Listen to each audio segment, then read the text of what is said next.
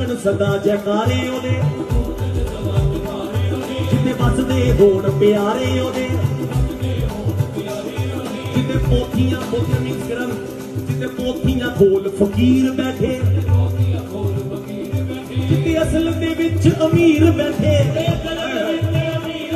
ਮੈਨੂੰ ਉਹਨਾਂ ਵਿੱਚ ਬਿਠਾ ਦਿਓ, ਮੈਨੂੰ ਦਾਈ ਦੇ ਲੇਖੇ ਲਾ ਦਿਓ ਜੀ ਮੈਨੂੰ।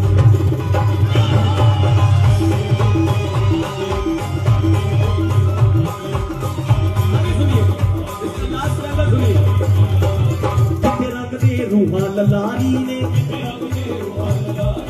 ਜਿੱਥੇ ਸੰਤ ਉਡੀਕਦੇ ਵਾਰੀ ਨੇ, ਜਿੱਥੇ ਨੂਰ ਹੈ ਅਸਲ ਖੁਦਾਈ ਦਾ, ਮੈਂ ਵੀ ਲਾਲ ਹਾਂ ਉਸੇ ਮਾਈ ਦਾ।